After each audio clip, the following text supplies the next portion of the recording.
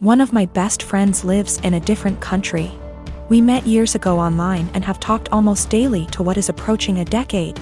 We have both flown back and forth once or twice a year to see the other and hang out, and we've always been there for each other's big moments. She found out last year that she is expecting her first child, and it was amazing news for us all. I was so happy for her to start the family I know she's always wanted with her husband. She came to visit a few months into her pregnancy and asked me to be the baby's godmother. I was over the moon. While we live an 8-hour plane ride from each other. I do have a job that gives me decent vacation allowance and deals with certain airlines that makes visiting manageable. I knew that I could be there for her, and told her that whenever she was ready for someone outside of the family to be there, I would make the trip. Last month, she had her baby shower. And I only found out when I saw on Instagram a mutual friend who lives in the same city as me, had surprised her at the shower. I hadn't been invited. I was a little hurt and surprised, but it was the busiest month of the year for the company I work for, and I knew she knew that. So I figured that could be the reason, sent my gift by airmail and said congratulations. However, now she's reached out to me, and told me that she has asked another friend, the same person who went to the baby shower, to be the baby's godmother, and that she only wants her child to have one. I felt like I'd been punched in the gut. I was heartbroken, and felt a bit betrayed. For 6 months I have been excited to take on the role. My own godmother lives in New Zealand, and has done for most of my life, so I knew it could work. Knew how to stay in contact and be a part of the child's life while living in another country. But now she's taken back her offer, and chosen someone else. I wouldn't be so upset if she had chosen someone who lived closer. But she has replaced me with someone who lives in the same city as me, so it's not a distance thing. We have been friends for years. I have been there with updates, support and love her whole pregnancy. And at no point was there any clue she had changed her mind, until the baby shower a few weeks ago. I don't know if I should confront her, tell her I'm hurt, or just accept her decision. It's her baby. And I would never want to force her into a decision she wasn't happy with. I just don't know what to do or say to her now. I want to let her know I'm sad that I'm missing out, but I don't want to sound like I'm whining. And I want to know why she changed her mind, but I'm scared the answer will just upset me. I've had this crush on my coworker for a few months now, and it's really not good. We only see each other in passing, and he's only talked to me once about something work-related. Even though we don't talk, we do look at each other sometimes, so we notice each other's existence. He's very outgoing and friendly with other people on my team. He's also very attractive. I enjoy being around him, but I'm way too nervous to talk to him. Honestly, I basically just admire him from afar. I'm not interested in a relationship with anyone right now, partially because I need therapy to heal from past relationships first. So I'm definitely not trying to be together with him. I just like him. This wouldn't be so bad, except it's become unhealthy for me.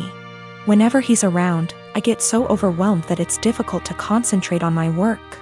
Sometimes I have to walk away and take deep breaths to calm down. I just get so nervous and preoccupied with my thoughts. I realize this sounds ridiculous, it is. I also can't stop thinking about him.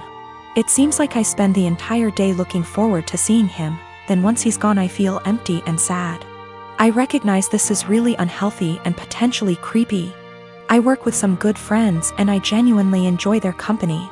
I also like my job a lot, so it's not that work is boring without him.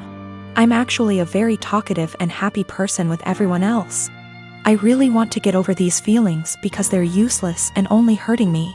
To be honest, this isn't the first coworker I've felt this way about. At my last job, I also had a crush on my manager and it was on the same unhealthy level. So I feel like becoming fixated on people is a reoccurring problem, and I really would like to know how I can change this pattern. My husband just got promoted to shift manager 3 weeks ago. This meant that his 10 a.m. to 6 p.m. shift has now been switched 4 a.m. to noon. He isn't a morning person at all, so most mornings he will start huffing and puffing as soon as his alarm goes off, and he will instantly turn on our light and very loudly start looking for his work clothes. Have asked him several times to put clothes out the night before and he has yet to do so. I have also asked him to not turn the light on or be super loud. After all, when I worked at 5 a.m. I made sure to be respectful of him sleeping.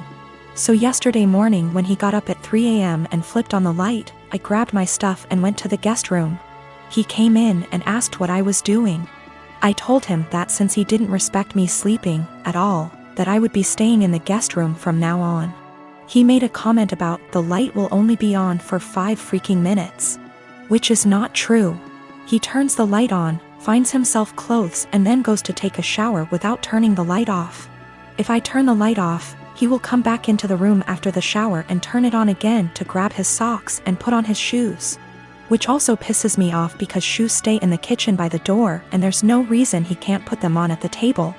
Anyways, instead of understanding, he just got angry. Mainly because he is not a morning person and he doesn't like dealing with anything in the AM. So, while he was at work yesterday, I moved all my stuff into the guest room. Last night he practically begged me to sleep in the bedroom and promised to let me sleep. Well, this morning he flips on the light again, so I sit up and I'm like, are you kidding me right now? And he says, I'm being quiet. As if that was the only issue. So I went into the guest room and locked the door. I told him I was staying in here from now on despite his efforts to sway me. He thinks I'm overreacting. I work 4 p.m. to midnight. And cute little tidbit, I'm the breadwinner. I make nearly $5 more on my hourly wage. My family is Indian American, but I like to think I am pretty progressive. I have a son and a daughter. My daughter has started to become a tomboy over the last 2 years, despises feminine clothing and style. While it has definitely been an adjustment in my perception, I have always tried to be as supportive as possible. And have let her pick her own clothings, only eliminating anything that was graphic or inappropriate. However, my niece was getting married in a traditional, big Indian wedding. While generally all the girls would be wearing formal lehengas, Indian traditional dresses. I dropped it after asking my daughter if she wanted to wear that and she said no. Only mentioned it once because she really looks up to my niece and I did not want her to feel left out. When I asked her what she wanted to wear, she said that should wear a t-shirt and slacks. But I insisted that she wear a formal clothing of her choice, whether it was a suit, a dress or traditional Indian clothing. This was black tie event. I was making my son wear a formal suit. Everyone was going to be dressed to the nines. I was going to get my son a new suit tailored for the event. And I insisted that she come with and pick a fabric and suit style as well. It could be to her desire, as long as it was appropriate. Like a very typical men's suit or feminine twist like what Zendaya wears. She got angry and said I was constricting her expression. I think she will have to wear formal clothing in other points in her life, whether for work or other formal events. She can express herself however she wants, but dressing appropriately for the occasion is a necessary skill. The wedding has been postponed for now, but I still want her to wear a formal outfit and she is still mad at me about this. But I want to stress that I don't think my daughter is really the asshole, but she is the sweetest little girl in the world. She is usually very respectful, gets excellent grades and works really hard. I am very proud of her. I do not think my daughter is trans, but I think I have made it clear that it's okay, if she or anyone else is. She also generally seems pretty happy with her body. She is actually really fashionable and doesn't really wear baggy clothing or anything, but is more into streetwear. She is the one who showed me who Zendaya is. I think she is at the stage in life where she knows everything, and I, her mom, knows nothing. She wants to rebel for something, but isn't really the type to rebel with something really bad. Thank God. So she decided this is a justified area to rebel. She is also at home, and I haven't really allowed her to go out because of the current circumstances. So think she feels cooped up and now everything about me is annoying her. I have decided to take a hard stance on because my daughter really wants to go. She loves her cousin and my family, and she is a really social person who would love weddings.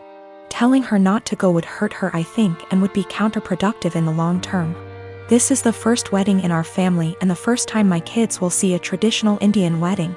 They have never seen one before, so I think it's important that they learn and feel connected to our culture. If she decides not to go as an act of rebellion, I know my daughter, and I know she will feel really sad afterwards. Parenting is hard, And I was always a girly girl, and so were all the people around me, so this uncharted territory for me.